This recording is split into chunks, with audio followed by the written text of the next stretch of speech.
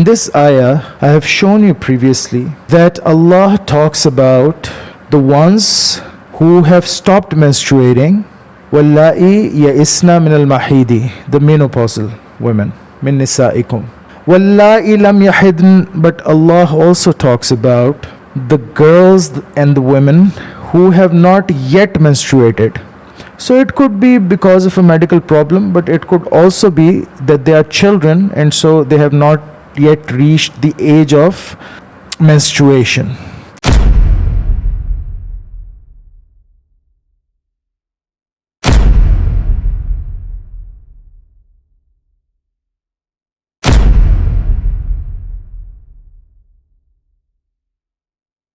The only ruling that we can derive, is that marrying at any age is halal. What about consummation?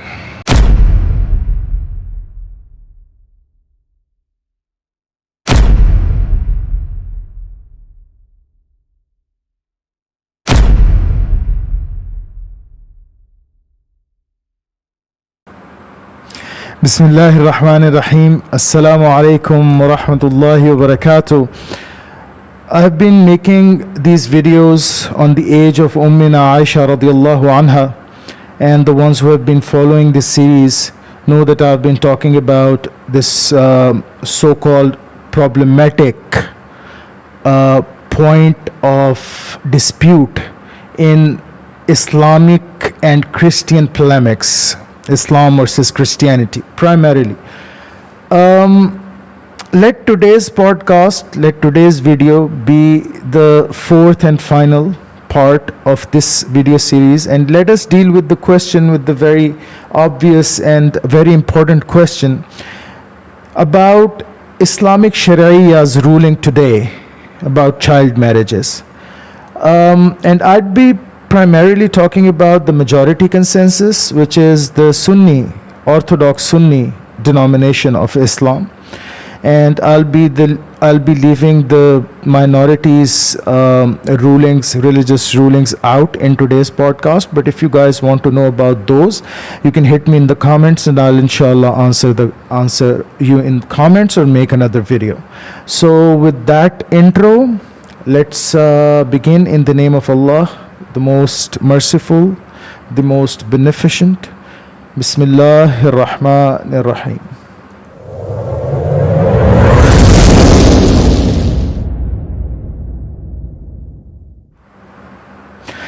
Alhamdulillah alladhi anzala al-furqan wa ja'alahu hudan lin-nas wa bushra lil-mu'minin. والصلاة والسلام على سيد الأنبياء والمرسلين وعلى آله الطيبين الطاهرين المتطهرين وعلى أصحابه الراشدين المهديين، وبعد، فأعوذ بالله من الشيطان الرجيم. بسم الله الرحمن الرحيم. وإذا بلغ الأطفال منكم الحلم فليستأذنوا كما استأذن الذين من قبلهم كذلك يبين الله لكم آياته والله عليم حكيم. ربي اشرح لي صدري ويسر لي أمري واحلل عقدة من لساني يفقه قولي.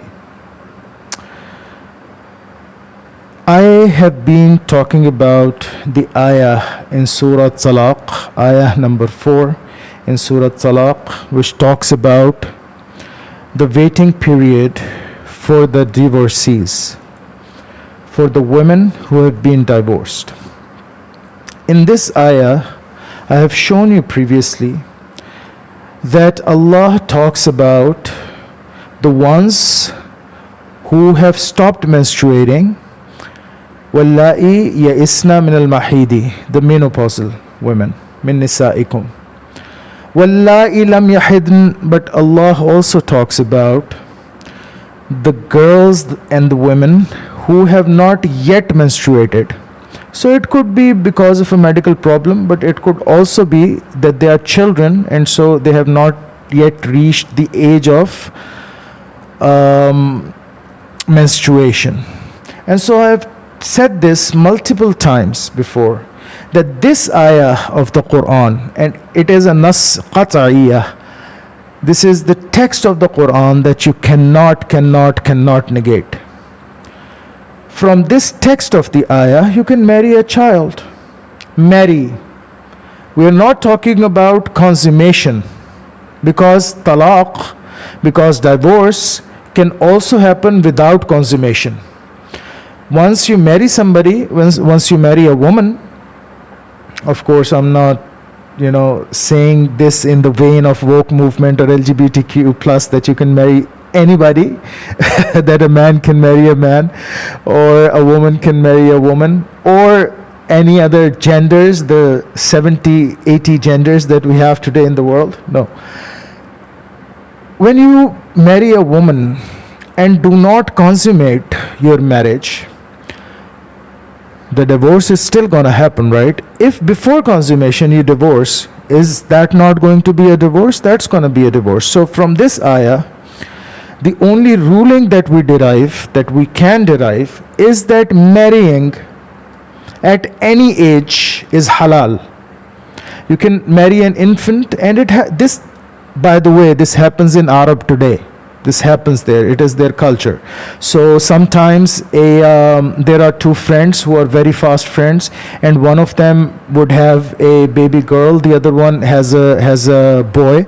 He would tell the man that this girl I've taken from you, let's wed her onto my kid. And he would agree, and they would wed it. They would enter into a wedding agreement for their children. This happens. In fact, this happens even in India and Pakistan today. This happens. This is a usual custom. In our region, in the Punjab, it is called mang, flan di mange, bachpan tu mange ji. Your little kids, like the boy is, let's say I'm supposing, the boy is 10, 12, maybe 15 years of age. The girl is like, maybe younger. And so what happens is, through mutual understanding of the parents, and this normally in Indo-Pak, in my region, this normally 99% of the time happens between close relatives, like a brother and a sister, and so on and so forth.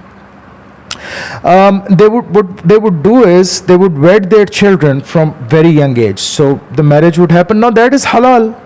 That is not haram. Because the wali, their parents, the ones who are responsible for their well-being, they are entering into this decision. The current Sharia ruling is, once the woman is sui juris or the boy is sui juris, and either of them wants to terminate the marital contract, they can. Very easily they can. Please remember one thing. One thing I want to make sure here, that you guys understand, that all of you understand. The Orthodox Sunni denomination of Islam is not just Wahhabiyin. The people of Athari Creed, the ones you listen to who are from Saudi, many converts today who are very active on internet, on YouTube, are Wahhabi, are Athari. They are not the majority in Sunni tradition. So please understand this. Only the Wahhabi say this, that it is very difficult to exit from this marital contract that your parents have imposed upon you. That is not the majority consensus. So please understand from this ayah of the Quran that you are witnessing yourselves right here, right above me. Subhanallah.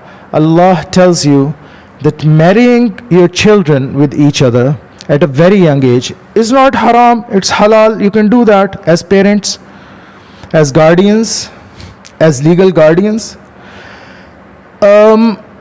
What about consummation? For consummation, Allah clearly says in the Quran that you have to reach the age of marriage. This is a term that the Quran coins for Muslimin, for the ones who believe in Islamic Sharia. And this is a term that is used in the Quran, and let me show you where it is used. It is used in Surah Nisa, Ayah 6. وَابْتَلُوا الْيَتَامَى hatta idha balagun nikah, and test the orphans in their abilities. وابتلوا اليتامى حتى إذا بلغوا النكاح, until they reach the age of marriage. بلغوا النكاح, بلوغة, that is, this is the ayah, this is the term from where the term of بلوغة, بلوغت is derived.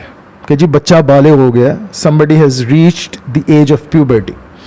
Because if we input this as an exercise, let me show you this. Let's go to Ibn Jarir al-Tabari.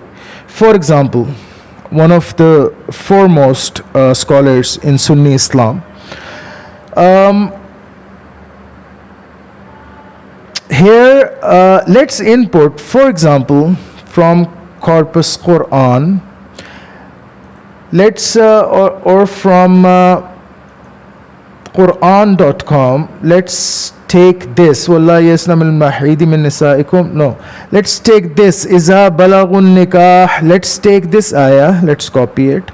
And let us paste this here.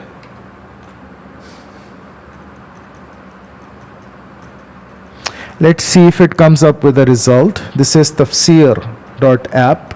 Very good website if you want to know the traditional exegesis in the Sunni tradition, the traditional exegesis of ayat of Quran. And so here we have it. For example, if you go to Ibn Jarir al-Tabari in Tafsir al-Tabari, حتى بلغوا النكاح إذا بلغوا النكاح وأما قوله تعالى إذا بلغوا النكاح فإنه يعني إذا بلغوا الحلم, when they have reached the age of puberty. The age of consummation in Islam is the age of puberty. A dalil, an argument on this is وَإِذَا بَلَغَ الْأَطْفَالُ مِنْكُمُ الْحُلُمَ. This is Surah 24, Surah An-Nur, Ayah 59, in which Allah says, and when your children have reached the age of puberty, tell them to ask for permission before entering the house, like the elders do.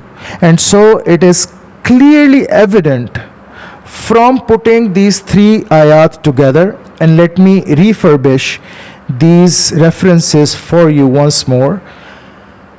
Ayah 4 of Surah 65, Ayah 6 of Surah 4, and Ayah 59 of Surah 24. When you put all these three together, you get a clear sense of what Allah is telling you about marriage.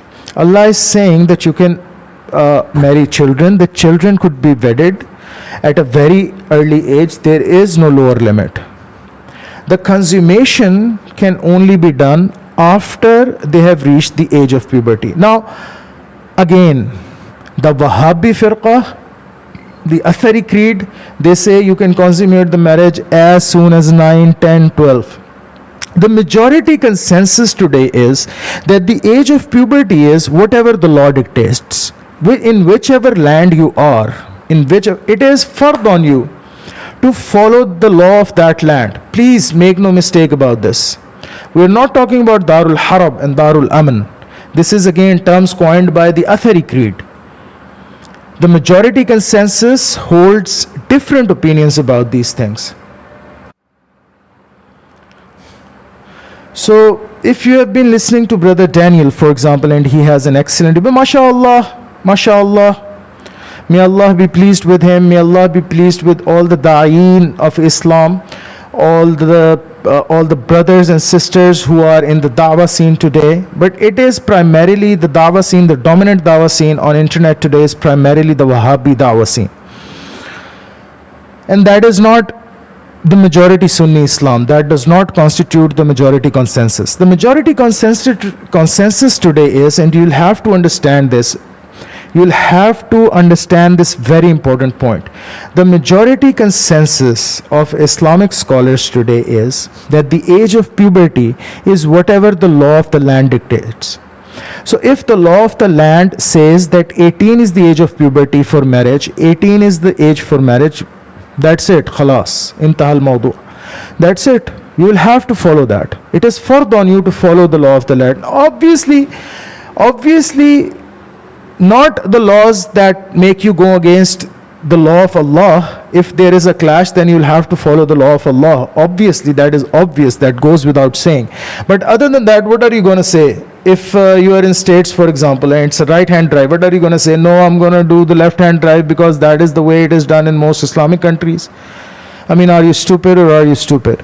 You'll have to follow the law of the land. In whichever land you reside, you will have to follow the law of the land. And it is the same with nikah and talaq as well. Most of the times what happens is, and this is from first-hand experience, most of the time the Muslimin, and I've seen this is first-hand experience, when they are residing in a country, for example in Europe, or they're residing in America, Latin America, sometimes, or in fact almost 50-50, let's call it 50-50, 50% of the time they don't even get their marriages registered with the government. Now I'm talking about the residents. Of course, who isn't resident and is marrying a boy who's not resident is marrying a resident girl, or a girl who's not resident and is marrying a resident boy, they are marrying obviously for obvious reasons, most of the times for residential purposes, for issuance of green card or residential visa or whatever. So they are going to get it registered no matter what. But the point is, they don't get it registered with the government because they know once they get registered with the government of that land, they'll have to follow their laws. For example, let me give you a very crude example. For example, everybody today knows that in States, United States of America, when you divorce your wife, you'll have to give her half of your wealth, whatever you have. Simple as that. Simple as that. You will have to follow that law. You will have to follow it. That's law of the land. Now, if somebody goes there and says, "Oh, but I am a Muslim. We don't have laws like this in Islam. It is just the mahr that is mandatory. I'm not going to give her half." They're going to say, then get out of our country. Don't live here anymore. If you are living in States and you commit a crime and then you go to their justice system, you go to their courts and you say, "Oh, no, but I'm a Muslim. I have my Sharia law. I don't care what you guys are saying." What are they going to do? They're going to say, "Okay, fine. Okay, sir, you are a Muslim. You have your own Sharia law. Okay, come on. We're going to deal with you according to your own law."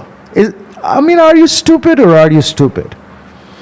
You will have to follow the laws of that country. And it goes for nikah as well. So the age of puberty, hatta balagun nikah, the age of puberty is always set by the law of the land. If law of the land says 18, khalas, it's 18.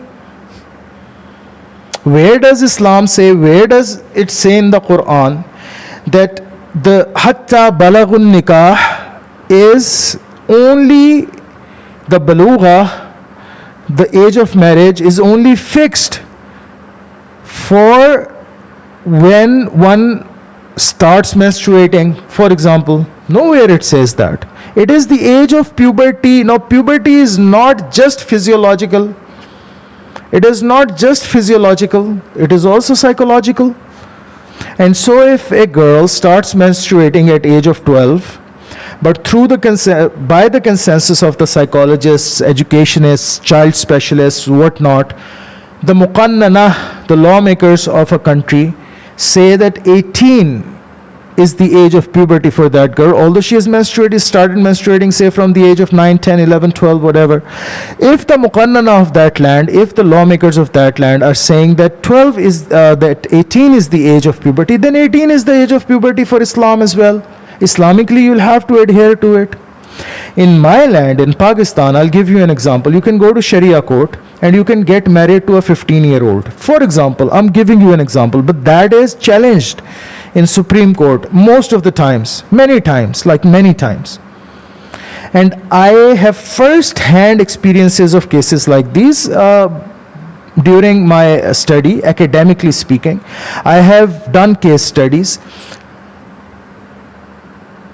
one of the things, now these matters are all pertaining to the courts and law, and so I'm not going to go into judicial details. I'm not going to get too technical on you. But one of the things that are discussed when these matters are presented to Supreme Court of Pakistan, Honorable Supreme Court of Pakistan, is that the law of the land dictates that the age of puberty is 18.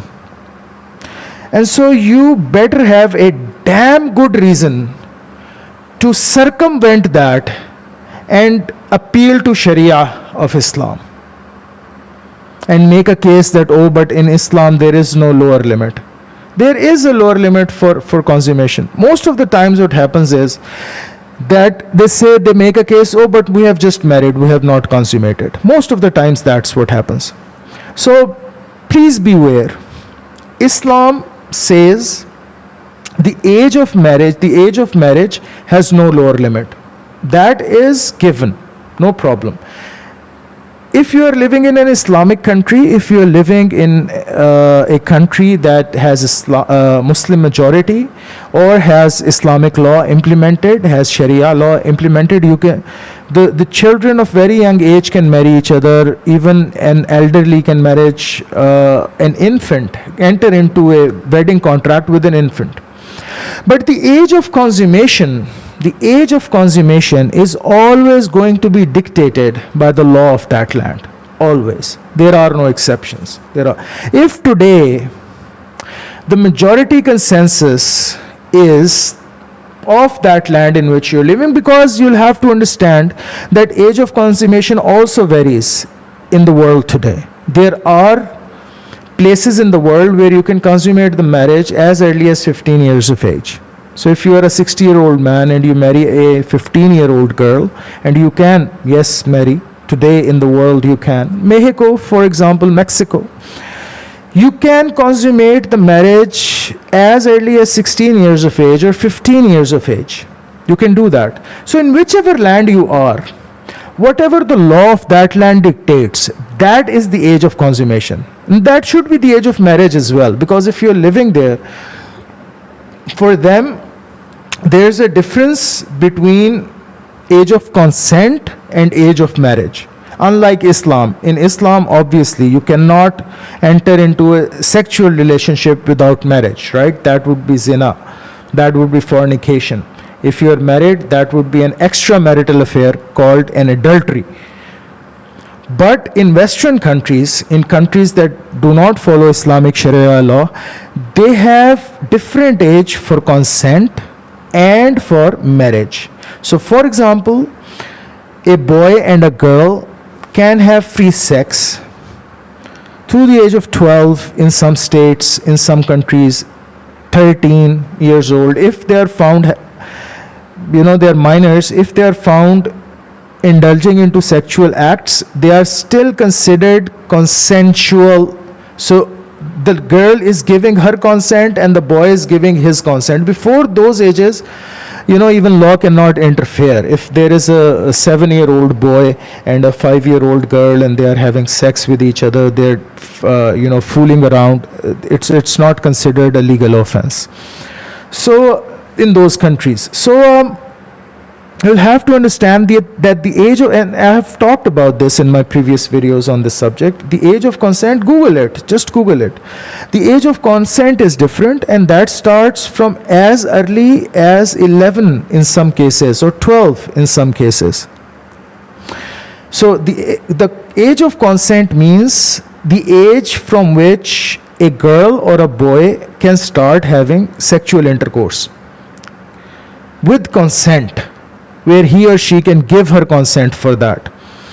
But age of marriage is different for them. And so therein lies the confusion. In any case, the majority ruling today is you'll have to follow the law of the land. Am I in favor of child marriages? No, I am not a Wahhabi. I am not an Athari. I'm not in favor of child marriages. I even adhere to the definition of child as it is defined today. But you cannot apply this to the previous eras, right? You cannot do that. Both in the East and the West, the definition of a child was different. Marriages were being consummated at much early an age vis-a-vis today's customs and laws. And so we cannot fall a victim to the logical fallacy of presentism. We cannot apply today's criteria on, say, a culture of 1400 years ago or a culture of 2000 years ago. If we're going to start doing that, then all our forefathers and Christian forefathers and forefathers of the Europeans and whatnot, they were all pedophiles then, right? So that cannot happen, but adhere to the definitions as they change, that's fine. Even Islam tells you, you have to keep yourself in sync. You'll have to keep yourself in sync with the latest, let's say, judicial, logical, sociological developments that are happening around the world. And so, for example, something that does not go into a direct clash with your religion, there is no harm in adhering to it. And if you see there is any benefit to it.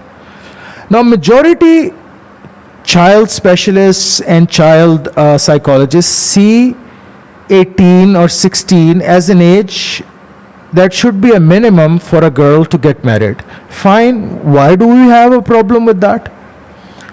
We don't. As a majority consensus, Islam does not have a problem with that. Islam does have a problem with the majority consensus today saying that you should subject young children to gender fluidity. And in fact, even if a 4-year-old starts saying that he or she needs a gender change, you should facilitate that. And that is sheer stupidity, goes against the logic, goes against Islamic teachings.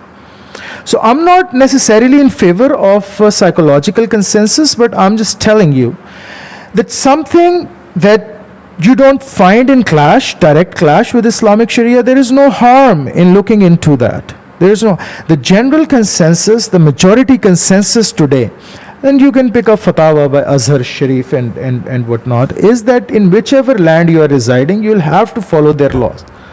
In nikah and talaq as well. So if the state is telling you that you have to, that you cannot marry before the age of 18, khalas, that is the age of puberty for Islam as well, for Muslims who are living in that part of the land. If you differ with something, for example, if you differ with gender fluidity, you get out of that country. That is where Darul Harb concept comes in. Don't go to that country or get out of that country. You're going to stay in that country. You're going to earn from that country's soil. You're going to work for those people and going to get money from them. And then you're going to say, oh, but I don't agree to this. It's sheer stupidity. You don't adhere to their laws, you don't adhere to their customs, you don't adhere to their culture. Get out of there. Don't live there. I have seen people living all their lives in America, in United States of America, earning there, making millions from United States of America, by working there, and still saying, oh, but they are this and they are that and they are this and that. I mean, it's really... well, the word that's coming to my mind, let's not use that word, but it's really something not very pertinent, not very gentlemanly, to say the least.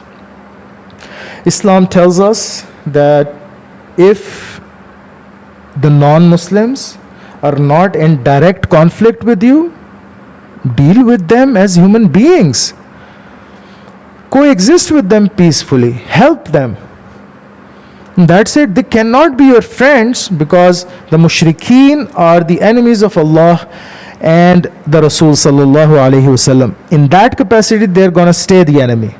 So they can't be your friends.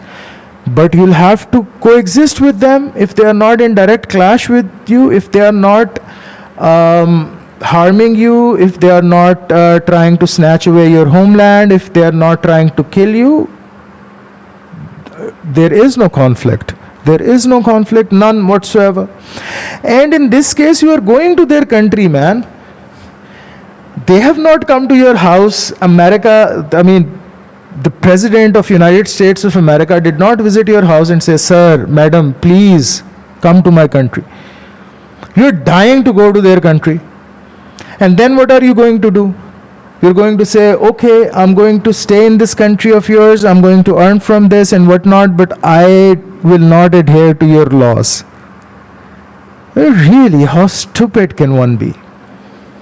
Now, finally,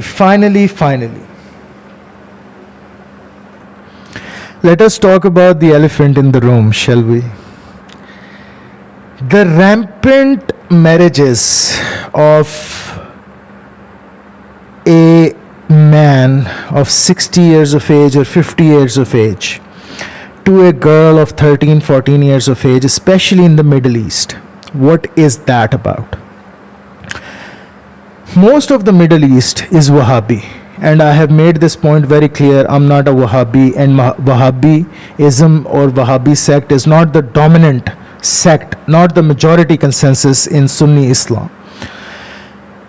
They use this so-called Sunnah of the Prophet sallallahu alaihi wasallam for their own gain, for their own worldly gain, for their own, for the satisfaction of their own sexual base instincts. Why would I adhere to that, or why would I say that that is Islamically justified? No, it's not Islamically justified. If you're making a case, this is the Sunnah of the Prophet sallallahu alaihi wasallam, that then it is a Sunnah of the Prophet sallallahu alaihi wasallam to marry a divorcee as well, to marry a widow as well, to marry somebody 20, 30 years elder than you. Do that as well. If you are 60 years old and you are going to marry a 13-year-old, also marry a 140 years old. Go on. Also marry an 80 years old. Then somewhat justification can be looked for. But saying that no, this is the Sunnah of the Prophet, this is the only Sunnah of the Prophet that you know of. And by the way, where are you deriving these rulings from? First of all, in Saudi Arabia, for example, it is monarchy. Is monarchy Islam's system? It is hereditary monarchy. Kingship. King, son of kings, son of kings, son of kings, Al Saud.